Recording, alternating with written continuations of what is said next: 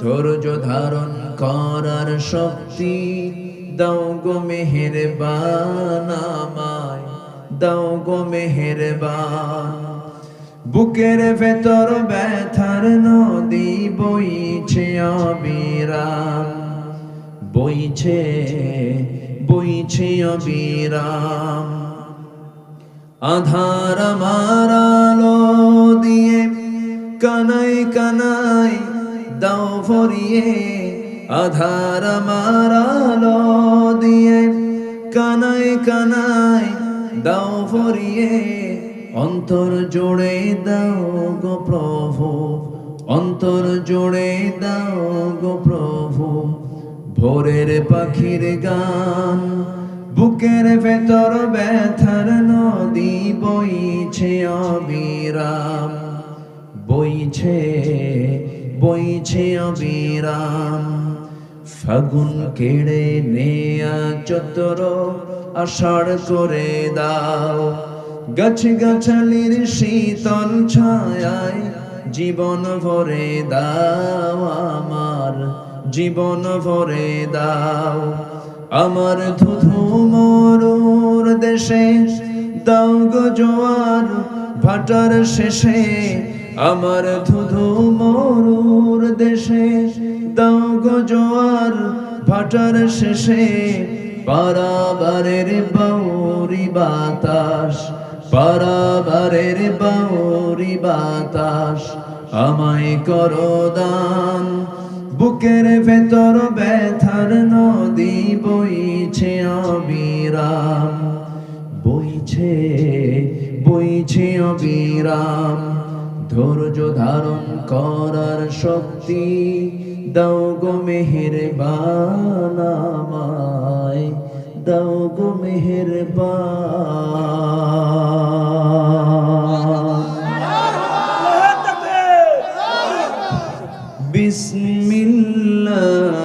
বিসমিল্লাহির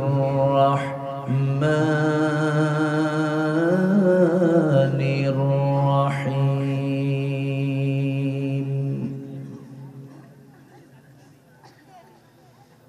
أفمن يعلم أنما أنزل إليك من ربك الحق كمن هو أعمى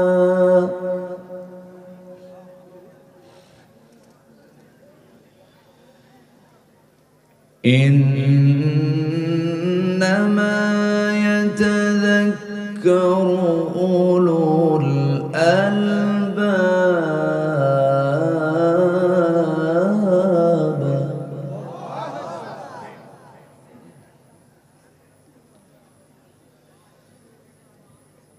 الذين يوفون بعهد الله ولا ينقضون الميثاق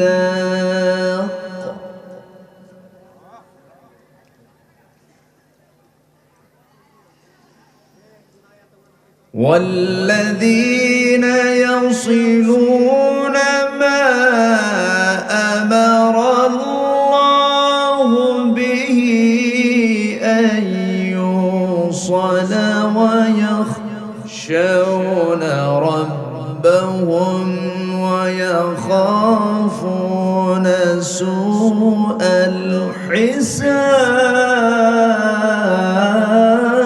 الحساب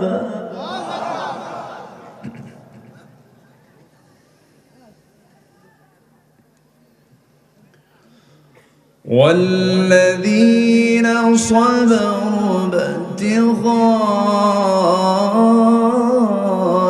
وجه ربهم وأقاموا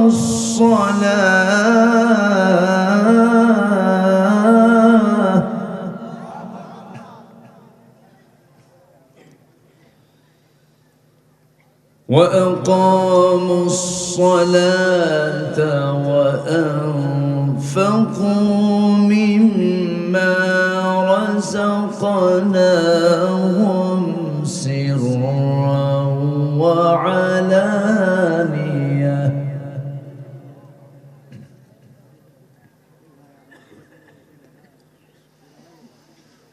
ويدرؤون بالحسنة السيئة أولئك لهم عقبى الدار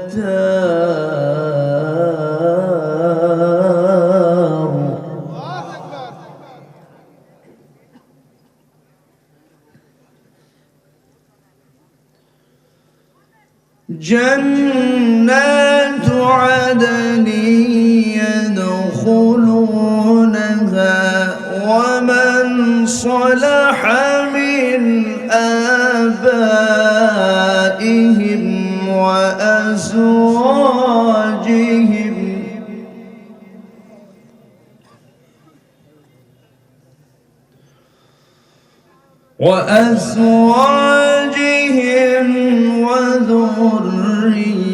وذريتهم والملائكة يدخلون عليهم من كل باب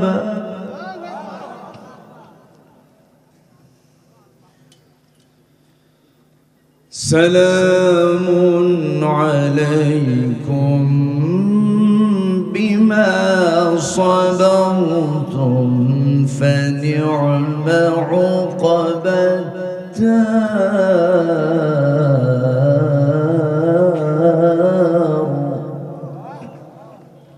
আমি কোরআনের সুর মাঝে শুনেছি যে নাম আজানের সুর মাঝেও শুনেছি সে নাম ও নাম শুনেছি আমি আমার হৃদয় হে রাসূল নবীজি তোমায় হে রাসূল নবীজি তোমায় সবাই বলি সাল্লাল্লাহু আলাইহি ওয়াসাল্লাম। এই পৃথিবীতে যারা বিবেকহীন তারা কোনোদিন দুনিয়াতেও ভালো চলতে পারে না, আর বিবেকহীন লোক তো জান্নাত পেতেও পারে না। না কি মনে করেন আপনারা? পৃথিবীর সবচেয়ে বড় রাডার হলো বিবেক, কমন সেন্স। কমন সেন্স যার আছে সে মানুষ, যার কমন সেন্স নাই সে কি মানুষ? হয়তো তার কোথাও একটা তার ছেঁড়া আছে অথবা কোনো একটা সমস্যা, তখন সে বিবেকহীন হয়ে যায়। মানুষের বৈশিষ্ট্য হলো সে তার সতরটাকে ঢেকে রাখে, নাভি থেকে হাঁটুর নিচ পর্যন্ত, মেয়েরা মাথা থেকে পা পর্যন্ত, এটা ঢেকে রাখা হচ্ছে তার মানুষের কাজ। কিন্তু আজকের সমাজে সতরটাও ঢাকে না। ওটা কি বিবেকবান না বিবেকহীন? বিবেকবান না বিবেকহীন? বিবেকহীন। কমন সেন্সই নাই। তো ঈমানদার সবচাইতে বেশি বিবেকবান বলা হয়, যার মধ্যে ঈমান থাকে সে বিবেকবান বলা হয়। আরবিতে এটাকে বলা হয় উলুল আলবাব। উলুল আলবাব। তো আজকে উলুল আলবাব কারা, বিবেকবান কারা আল্লাহর দৃষ্টিতে, আজকে আমি তাদের কিছু বৈশিষ্ট্য, 9টা বৈশিষ্ট্য আছে, আমি একটা একটা করে তুলে ধরবো। আমি 3 রাত নেব না, শুধু 1 রাত নেব। আমি 2013 সালে পাবনা জেলার দারুল আমান ট্রাস্ট, আমার আলোচনা যারা শুনেছেন, আমি একটানা সেখানে 3 দিন মাহফিল করেছি। 3 দিন 4 বছর 12টা মাহফিল, 12টা অধিবেশন আমি সম্পূর্ণ করেছি। ঐতিহ্য, এই ধারাবাহিকতা ইদানিং কেমন যেন একটা ভাটা পড়েছে। খেলে ভাব শুধু একটু মোটিভেশনাল কিছু মানে ধুমধাম কিছু কথাবার্তা বলে চাপা চাপা মেরেই সব হেরে যায়। না, কোরআন শোনার জন্য আগে দরকার হলো সময়। আগে দরকার কি বলেন তো? টাইম দরকার। সময় নিয়ে একটা আলোচক যদি কথা বলতে পারেন একটা না একটা জায়গায় 2 দিন 3 দিন, সেখানে কিছু মানুষ নিতে পারে। আলোচকও কিছু দিতে পারেন, আর যারা শ্রোতা তারাও কিছু নিতে পারেন। এটা রূপ দিয়েছিলেন আল্লামা সাইদ রাহিমাহুল্লাহ। তিনি কোথাও একদিন করতেন না, বেশিরভাগ জায়গায় মিনিমাম 2 দিন, 5 দিন পর্যন্ত তিনি একটা মাহফিলে তিনি আলোচনা করেছেন। বলি আলহামদুলিল্লাহ। আর আমাদের কত সমস্যা, 8 বিভাগে 8টা মাহফিল হবে, এই শেষ। আর আল্লামা সাইদি একই জায়গায় 5 দিন একটানা মাহফিল করেছেন, মহিলা সমাবেশ সহ 6টা মাহফিল করেছেন। আমরা তো তার চাইতে বড় কিছু হই নাই, তাই না? যাই হোক, আসুন আমরা ধীরে ধীরে আলোচনার দিকে যাই। সেখান থেকে কথা বলবো যেখান থেকে আমি তেলাওয়াত দিয়ে শুরু করেছি। আমরা বিবেকহীন হব না বিবেকবান হব? বলেন বলেন। লুঙ্গি খুলে রাখবো না লুঙ্গি পরবো? যারা লুঙ্গি পড়ে না, যারা সতর ঢাকে না, ওটা কি কমন সেন্স আছে? এখনকার বাচ্চাগুলো দেখেন না প্যান্ট পরে, এখন যে প্যান্টগুলো পরে, প্যান্টগুলো নাভির নিচে না নাভির উপরে? কমন সেন্স আছে? আস্তে কমন নাই। হাঁটুর নিচে, হাঁটুতে ফাটা, 2 হাঁটু কি ফাটা, আর প্যান্ট পরে হচ্ছে নাভির নিচে, এত নিচে পড়ে সীমান্ত বর্ডার, যে কোনো মুহূর্তেই অঘটন ঘটতে পারে। এই হলো কমন সেন্সের অভাব। রুচির বিকৃতি হয়ে গেছে আজকে। মেয়েদের মাথার চুল কালোই তো মানায়, সেই মাথার চুলগুলো এখন কি কালো আছে? বানায় দিছে লাল টকটক, মানে ছাগল কালার, ভেড়া কালার, ভেড়া মডেল। বলেন কমন সেন্স থাকলে কি এই বিকৃত এই চিত্র কি চিত্রায়িত করতে পারে কোনো মানুষ? তো এইগুলো হচ্ছে কমন সেন্সের বিষয়। আল্লাহ পাক বলছেন উলুল আলবাব কারা, তোমরা আমার থেকে জেনে নাও, আর এদের জন্য আমি আল্লাহ জান্নাত রেখে দিয়েছি। জোরে বলি সুবহানাল্লাহ, আর জোরে বলি সুবহানাল্লাহ। কোরআন আল্লাহ পাক দিয়েছেন আলো, মনে আলো করে। কি করে দিয়েছেন বলেন তো? আলো, আলো। কোরআনটা কি বলেন তো? আলো। কোরআন মানলে আলোকিত হব আমরা। কোরআন হচ্ছে আলো, আর কোরআন মানলে আমরা কি হয়ে যাব? আলোকিত হয়ে যাব। আল্লাহ রাব্বুল আলামিন বলেন আলিফ লাম রা কিতাবুন আনজালনাহু ইলাইকা লিতুখরিজান নাসা মিনায-যুলুমাতি ইলান নূর। হে রাসূল, আমি আপনার প্রতি যে কিতাবটা নাযিল করেছি, এই কিতাব নাযিলের উদ্দেশ্য হলো আপনি যেন এই কিতাব দিয়ে অন্ধকারে নিমজ্জিত জাতিকে যেন আলোর দিকে নিয়ে আসতে পারেন। জোরে বলি সুবহানাল্লাহ। আল্লাহ তাআলার পদ্ধতি হলো তিনি কোরআন যে নাযিল করেছেন, প্রথমে কোরআন সম্পর্কে আগে ধারণা দিয়েছেন। ও পৃথিবীবাসী, কোরআন যখন পড়তে যাবে কখনো ভাববে না সচরাচর অন্য কোনো বইয়ের মতো বই এটা না, সম্পূর্ণ ভিন্ন, এটা একটা কিতাব। এই সূরার শুরুতে আল্লাহ রাব্বুল আলামিন আগেই কিতাবের ব্যাপারে বলেছেন আলিফ লাম মিম রা তিলকা আয়াতুল কিতাবি ওয়াল্লাযী উনজিলা ইলাইকা মির রাব্বিকাল হক ওয়ালাকিন্না আকসারান নাসি লা ইয়ালামুন। জোরে বলুন আল্লাহু আকবার। আমার বন্ধুগণ, এমন একটা গ্রন্থ এটা, কি চান আপনি এর মধ্যে সব পেয়ে যাবেন, কোনো কিছু অভাব নাই। পৃথিবীর যত জ্ঞান আছে সমস্ত জ্ঞানের মূল সেন্টার হলো এই কিতাব।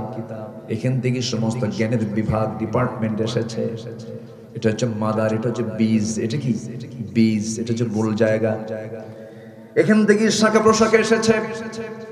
এই যে বিমান তৈরি হয়েছে, সূরা ফিলকে রিসার্চ করে যারা পারেন ঠোঁট মিলিয়ে বলুন আলাম তারা কাইফা ফাআলা রাব্বুকা বিআসহাবিল ফিল আলাম ইয়াজআল কাইদাহুম ফি তাদলিল ওয়া আরসালা আলাইহিম তায়রান আবাবিল।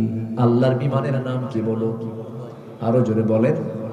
তয়ের মানে হলো বিমান, তয়ের মানে কি? আর তয়ের যেখানে মাতার মানে হলো বিমান বন্দর, মাতার মানে বিমান বন্দর, মাতার। আমার বন্ধুগণ, আমার বোমা হামলা কেমনে করে? সূরা ফিলের মধ্যে আছে তারমিহিম বিহিজারাতিম মিন সিজিল। ওই বিমান থেকে, আবাবিল থেকে, সেখান থেকে দুটা করে বোমা, সিজিল নামক বোমা নিক্ষেপ করা হয়েছিল ওই বাদশা আব্রাহার হাস্তি বাহিনীর উপরে, যে আল্লাহর ঘর কাবা ভাঙতে গিয়েছিল। কত আগের কথা, কত আগের ঘটনা। রাসূলকে লক্ষ্য করে বলছেন আলাম তারা কাইফা, আপনি কি লক্ষ্য করেছেন, আপনি কি দেখেন নাই আপনার প্রভু আসহাবুল ফিলদের সঙ্গে কেমন আচরণ করেছেন? আপনি টেনশন করবেন না, সে আল্লাহ আমি আছি, যতই ষড়যন্ত্র করুক না কেন আমি আপনাকে বিজয় দিয়ে দেব। জোরে বলি সুবহানাল্লাহ। সব কিছুর মধ্যে আছে। আমি খুলনায় আসলাম, আমার কাছে একটা লোভনীয় জিনিস মনে হয়, রবিউল ব্যবস্থা করে দিবা। মধু দরকার, মধু। মধু কি দরকার? খুলনা মানে কি বলে, কিসের জায়গা? খুলনায় কি আছে বলে? কোন বন? সুন্দরবন। গোটা পৃথিবীর আশ্চর্য যত জিনিস আছে দেখার মতো, সুন্দরবন হলো গোটা পৃথিবীর একটা সুন্দরতম জায়গা। যেরকম সুবহানাল্লাহ। হরিণ আছে, আছে না? বাঘ আছে, হরিণ আছে যেখানে, বাঘ আছে সেখানে। মিস যেন হয় না। মধু, মধুটা হচ্ছে আমার আল্লাহ তাআলা স্পেশাল ওষুধ কোম্পানি। সুবহানাল্লাহ বলবেন না? আর এই ওষুধ কোম্পানির ডিপার্টমেন্ট আল্লাহ কোনো মানুষকে দেন নাই, দিয়েছেন হলো একটা ছোট্ট প্রাণী যার মুখে হুল ফুটায়, মৌ মাছি। সব মাছি না কিন্তু, কিছু কিছু মাছি পায়খানা তো পায়খানা, ওগুলো না। আমরা হব মৌমাছি। জোরে বলি ইনশাআল্লাহ। আমরা কি মাছি হব? মৌমাছি। আমরা আলু হব না, আমরা হব যে আলু মিষ্টি, শুধু সিদ্ধ করেই খাওয়া যায়, মিষ্টি আলু। আর গোল আলু, ও ভর্তাও খায়, তরকারিতেও খায়, কি সব জায়গায়। গোল আলু হওয়া যাবে না, আমরা মিষ্টি আলু হব, মাছি হব না, আমরা মৌমাছি হব। জোরে বলি ইনশাআল্লাহ। মৌমাছিকে আল্লাহ পাক এই ওষুধ কোম্পানির দায়িত্ব দিলেন। ওষুধ ফ্যাক্টরি, কোম্পানি তো না, আল্লাহ তো কোম্পানি না, এটা আনলিমিটেড। দেখেন আমার আল্লাহ আমাকে কত ভালোবাসেন। দেখেন রোগ দিয়েছেন কে? তিনি কি ওষুধ দিতে পারেন না? ওষুধও দিয়েছেন তিনি, ওষুধও তিনি। এমন কোন রোগ নাই যে রোগের ঔষধ নাই। আল্লাহু আকবার। যদি মানুষ এই ওষুধগুলোকে নষ্ট না করতো, কোন ওষুধ লাগতো না। আমার বন্ধুগণ, প্রসঙ্গ যখন চলে এলো একটু মনোযোগ সহকারে সবাই শুনুন। মৌমাছি আল্লাহ রাব্বুল আলামিন এর মধ্যে 114 সূরা দিয়েছেন, 114 সূরা দিয়েছেন। 114 সূরার মধ্যে অন্যতম একটা সূরা হলো সূরাতুন নাহাল, মৌমাছি। তাহলে একটা প্রাণীর নামে সূরা মানে কি? অবশ্যই এই প্রাণীর কিছু রহস্য আছে। আচ্ছা, আমার আলোচনায় কি কষ্ট হচ্ছে নাকি আপনাদের? অনেকে আবার গরম কিছু শুনতে আসে, হুজুর একটু হাসিনাকে গালি দেয়। সে তো চলেই গেছে, ওরে নিয়ে এত কথা বলার দরকার আছে না। কিছু কিছু জায়গায় এসে খালি গরম, জিহাদি আছেন, এরকম আছে না? এত বলার দরকার নাই। আমরা এতটুকু শুধু বলি, যারা এগুলো করেছেন অপকর্মগুলো, আলেমদেরকে যারা মেরেছেন, জেল খাটিয়েছেন, তওবা করে ফিরে আসেন, আমরা মাফ করে দেব। কিন্তু ষড়যন্ত্র করবেন, হুল ফুটাই দেব। কিন্তু এখন সুযোগ আমাদের। ওরা এতদিন তালিকা করেছে, এখন আমাদের তালিকা করার সময় এসেছে। আমরা আপনাদের চরিত্র নিয়ে চলি না, আমাদের দিল এত ছোট। আমার নবীজি মক্কা বিজয়ের দিন তিনি বললেন সবাইকে মাফ করলাম, 17 জন মাফ হবে না। এর মধ্যে একজন হলো ইকরামা ইবনে আবু জেহেল। আবু জেহেলের ছেলে ইকরামা, সে সব যুদ্ধে নবীর বিরুদ্ধে অংশগ্রহণ করেছে। রাসূল ওকে মাফ করবেন, ওকে শেষ করবেন। রাসূল বলে দিলেন আমার দেশেও কিছু ক্ষমার অযোগ্য কিছু আসামি আছে, ওদের কোনো ক্ষমা নাই। খেলা হবে না, পালাইছো কেন? ঠিক কি না? কি ঠিক কি না? হুজুর সব তাল ঠিক আছে, এত ভুল হওয়ার দরকার, মানে এত চিন্তার দরকার নাই, সময় মতো সব ঝাড়বো ইনশাআল্লাহ। জোরে বলি ইনশাআল্লাহ। বসেন বসেন।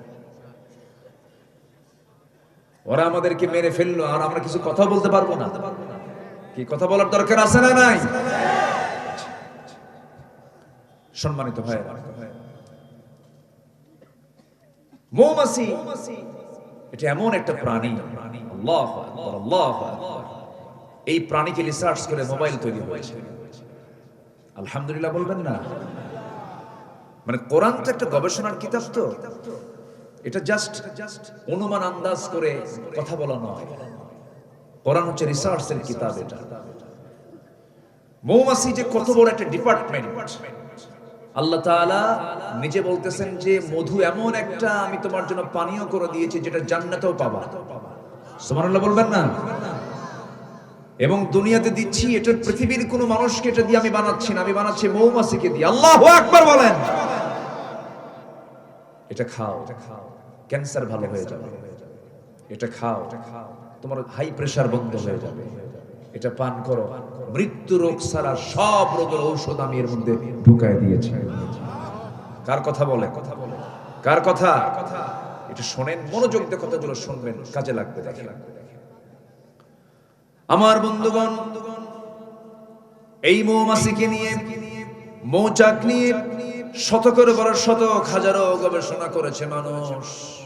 সর্বশেষ 1973 সালে অস্ট্রিয়ান একজন বিজ্ঞানী কার্ল ভন ফ্রিজ মৌমাছির জীবন চক্র নিয়ে গবেষণা করে তিনি নোবেল পুরস্কার পর্যন্ত পেয়েছেন। তিনি এই বিষয়ে একটা বইও লিখেছেন যার নাম হলো দ্য ড্যান্সিং বিজ। তিনি সর্বপ্রথম ফটোগ্রাফির মাধ্যমে প্রমাণ করে দেখিয়েছেন মূলত ফিমেল ওয়ার্কার বি, অর্থাৎ স্ত্রী মৌমাছিগুলো মধু সংগ্রহ করে এবং মৌচাকের ডিপার্টমেন্ট তার হাতে থাকে। পুরুষ মৌমাছি না, স্ত্রী মৌমাছি, রানী মৌমাছি। আল্লাহ 1000 বছর আগে রানী মৌমাছির কাছে ওহী নাযিল করেছেন, ওহী দিয়েছেন, সংবাদ দিয়েছেন। কি বলেছেন? وَأَوْحَى رَبُّكَ إِلَى النَّحْلِ أَنِ اتَّخِذِي مِنَ الْجِبَالِ بُيُوتًا وَمِنَ الشَّجَرِ وَمِمَّا يَعْرِشُونَ। জোরে বলুন আল্লাহু আকবার।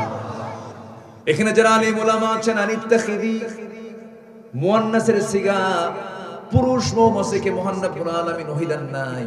বলছেন, হে মৌচাকের রানী মৌমাছি, তুমি পাহাড়ে গাছের ডালে সুন্দর করে মৌচাক বানাও, ঘর বানাও, সেখানে মধু সংগ্রহ করো। জোরে বলি সুবহানাল্লাহ।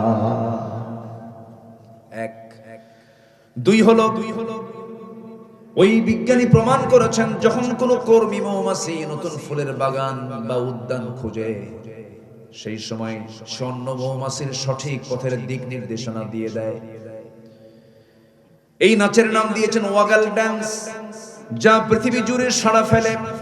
অথচ এই তথ্য কোরআনের কাছে অনেক পুরাতন। কোরআন অনেক আগেই বলে দিয়েছে একটা মৌমাছি যে সবাইকে ওয়ার্নিং দিয়ে দেয়, এখান থেকে মোবাইল আবিষ্কার হয়েছে। সুবহানাল্লাহ বলবেন না? আল্লাহ রাব্বুল আলামিন বলেন, সুম্মা কুলি মিন কুল্লি সামারাতি ফাসলুকি সুবুলা রাব্বিকা যুলুলা। জোরে বলুন আল্লাহু আকবার। তুমি প্রত্যেক ফল থেকে আহার করো, তুমি তোমার রবের কাছে সহজ পথে চলো। তোমার রব যেদিকে পথ চলতে বলেছেন সেই পথেই তুমি চলো। আল্লাহু আকবার।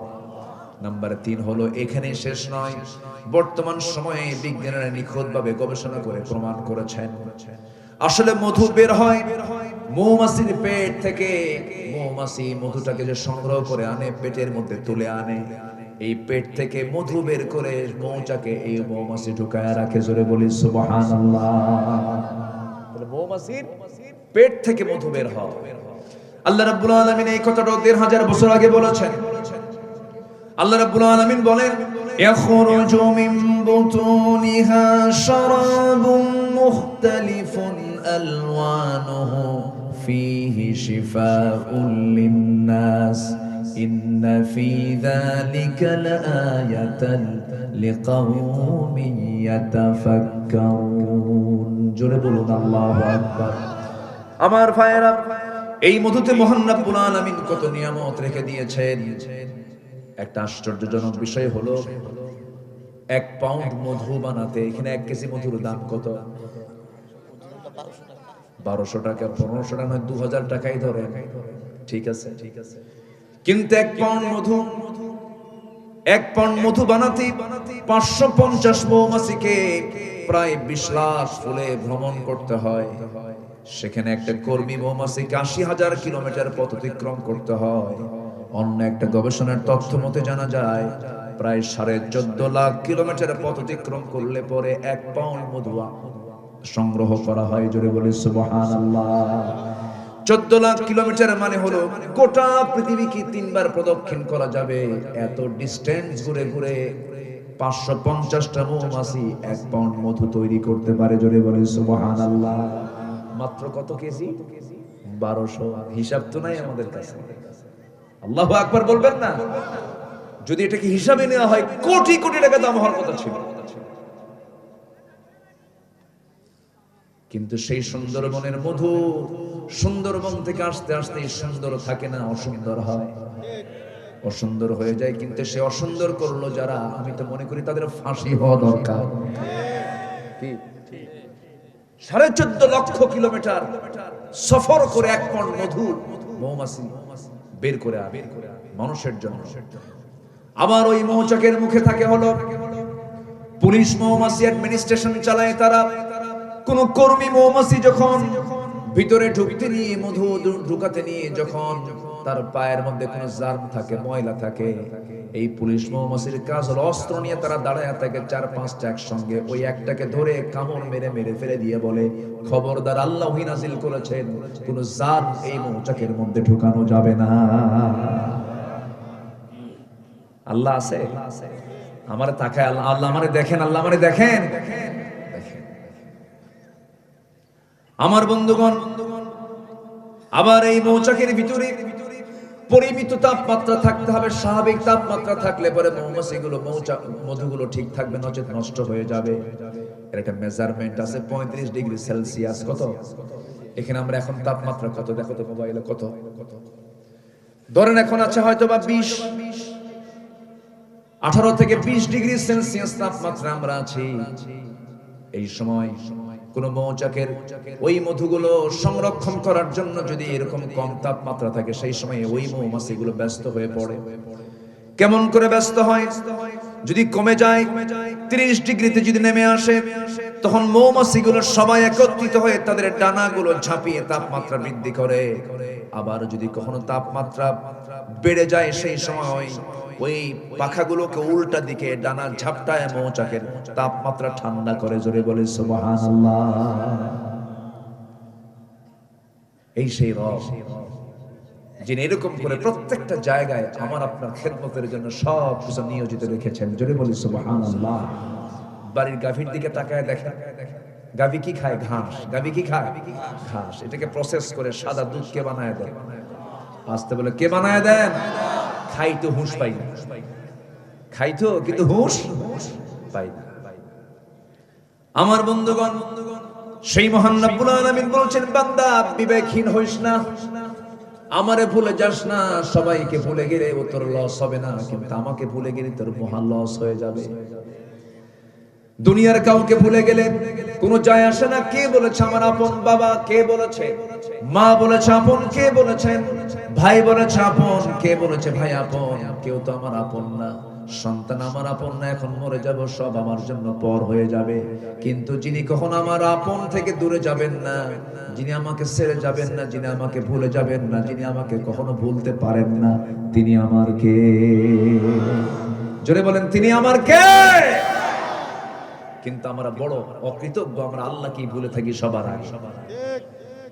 আল্লাহকে ভুলে থাকি বলে ওজনে কম দেই, আল্লাহকে ভুলে থাকি বলি আমরা আইল ঠেলাঠেলি করি, আল্লাহকে ভুলে থাকি বলে আমরা বাজে কথা বলি, আল্লাহকে ভুলে থাকি বলে আমরা বেফাস কথাবার্তা বলি, আমরা আল্লাহকে ভুলে যাই বলি আমরা ওয়াদা ভঙ্গ করি, আল্লাহকে ভুলে যাই বলি আমরা হারাম কাজে নিজেকে জড়িয়ে ফেলি। কিন্তু আমার বন্ধুগণ, কারো চোখ ফাঁকি দিতে পারলেও কিন্তু একজনের চোখ ফাঁকি দেওয়া যায় না, তিনি আমার কে? আল্লাহ রাব্বুল আলামিন বলেন, ও ও বান্দা তুমি আমাকে ভুলবা কেমনে, আমাকে ফাঁকি দিবা কেমনে? وَيَعْلَمُ خَائِنَةَ الْأَعْيُنِ وَمَا تُخْفِي الصُّدُورُ। তোমার চক্ষু কি খেয়ানত করলো, তোমার অন্তরে তুমি কি দানা বেঁধেছো, কি চিন্তা করতেছো, পৃথিবীর কেউ না জানলেও আমার আল্লাহর কুদরত সঙ্গে সঙ্গে তা জেনে যায়। জোরে বলে সুবহানাল্লাহ। অতএব আমরা স্মরণ করব সবচেয়ে বেশি কাকে? আসতে বলবেন না, কাকে? আমার বন্ধুগণ, হয়তো দেখতে একটু সাদা দেখা যায় মানুষকে, কিছু মানুষকে কালো দেখা যায়, কিন্তু চামড়ার নিচে সব ভিন্ন রকম না একরকম? আজ থেকে ভিন্ন রকম না একরকম? দেখেন না রবিউল কত দেখতে সুন্দর, একদম ইউসুফ আলাইহিস সালামের মতো চেহারা, তাই না? কি সুন্দর চেহারা, বলি আলহামদুলিল্লাহ। মাশাআল্লাহ, গোশত আছে গায়ে, আমার তো কয়েকশোটা গোশত গায়ে, গোশত নাই। কিন্তু আমরা যা দেখি বাইরে একটু সুন্দর দেখা যায়, সুন্দর চামড়া, কিন্তু আল্লাহ রাব্বুল আলামিন সব সমান করে দিয়েছেন। চেহারা বাহ্যিক ভাবে এরকম হয়তো একটু কম বেশি করেছেন, কিন্তু আল্লাহর সৃষ্টি সবই সুন্দর। আমার এক বন্ধু খুব সুন্দর চেহারা ছিল, তার বউটা কালো। শুনেছি বউটা নাকি তার কালো। বললাম, বন্ধু এত সুন্দর চেহারার তুমি লোক, তোমার বউটা নাকি কালো? বন্ধু তুমি বুঝবে না, আমার চোখে দারুণ সুন্দর। আলহামদুলিল্লাহ বলবো, আমার চোখে দারুণ সুন্দর। আমি সৌদি আরবে বছর 10 আগে মদিনা মসজিদে নববীর সামনে, রাসূলের রওজার সামনে আমি হাঁটতেছি একা একা, নবীর কবর দেখছি আর হাঁটতেছি।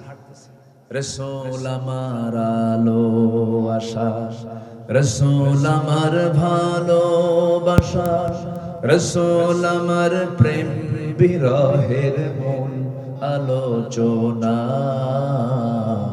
রাসূল আমার কাজে কর্মে অনুপ্রেরণা। রাসূলকে স্বপ্নে দেখবেন ভাই? দেখতে রাজি আছেন? সবাই কি দেখতে রাজি আছেন? অবশ্যই দেখবেন, অবশ্যই দেখবেন। একটু ভাবতে হবে, একটু কি করতে হবে? ভাবতে হবে।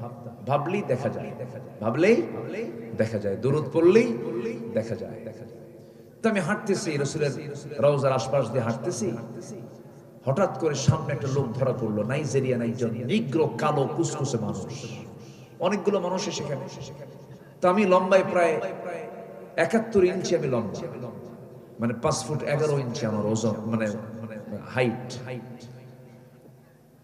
তো আমি নিজেই ভাবি আমি মনে হয় বেশি লম্বা মানুষ, 6 ফিট মানুষ প্রায় তো কমই পাওয়া যায়। এদিকে আমার হাইটও 71 ইঞ্চি, আবার ওজনও 71 কেজি। তা আমি ওনার দিকে তাকায় দেখি আমার চাইতে মনে হলো সে ফুট 1.5 বড় হবে, 7.5 ফিট উঁচা লম্বা। আমি তার কোমরের কাছে পড়ে আছি, আমি এরকম করে চাই আছি। এত কালো, তাও চকচকা কালো। কি কালো বলেন তো? চকচকা কালো একদম, মানে দাঁত ছাড়া কিছু দেখা যাচ্ছে, শুধু একটাই সেখানে শুধু সাদা দেখা যায়, সেটা কি? দাঁত। একদম কালো, ঘন কালো। মাথার চুলও কালো, চুলের সাথে চামড়া মিলে গেছে। সে চুলগুলো আবার খাড়া খাড়া শক্ত, গুনার মতো। গুনা বোঝেন তো? গুনার মতো শক্ত। তো আমি তাকে দেখেই আমি বললাম, মিনাইনা জিতা ইয়া আখি, আমার ভাই আপনি কোন জায়গা থেকে আসছেন, আপনার বিলাদ দেশ কোথায়? বলল আফ্রিকা, নাইজেরিয়া। তো বললাম যে ভালো আছেন তো? হ্যাঁ ভালো। তো আমি আমার দিকে বারবার চেয়ে আসছে, আমি কি যেন বলবো তাকে, সে আমার দিকে চেয়ে আসছে। তো আমি তাকে বললাম যে এই যে সুন্দর সুন্দর মিশরি, ইরান, ইরাক, আরব, এরা এত সুন্দর, আমেরিকার মানুষ, তারপরে পশ্চিমের মানুষ, ইউরোপের মানুষ, এত সুন্দর সাদা চামড়া, এত সুন্দর দেখতে, এগুলোর চেহারার দিকে যখন আপনি তাকান তখন কি আপনার খারাপ লাগে না? তখন সে আমার দিকে তাকায়া একটা মুস্কি হাসি মেরে, সেটা সবার চাইতে উঁচা, তো 7.5 ফিট উঁচা প্রায়, নখ এরকম মোটা নখ, এই শাল আঙ্গুলটা এত মোটা, আমার কবজি এত মোটা, এরকম মোটা নখ নিয়ে উঁচা করে বলতেছে, এগুলো কোন চেহারা হলো? চেহারা তো আমার। কি কথা কি বুঝতেছেন? বলছে এগুলো কোন চেহারা হলো না, এগুলো শুধু গলায় ধরবো আর একটা চাপ দেবো, শেষ। আল্লাহু আকবার বলেন। এরপরে বললাম, আচ্ছা আপনাদের কাছে পছন্দের, বিয়ের জন্য পছন্দের পাত্রী, আপনারা কোন ধরনের পাত্রী পছন্দ করেন? বলে যে আমাদের ভিতরে এই কালোর মধ্যে কিছু সুন্দর আছে, যেগুলো তেল তেলা সুন্দর, আমরা এদেরকে খুব পছন্দ করি। দেখেন আল্লাহ তাআলা চুজ, পছন্দটাও আল্লাহ পাক ভিন্ন করে দিয়েছেন। এটা কে করে দিয়েছেন? কে করে দিয়েছেন? আল্লাহ করে দিয়েছেন।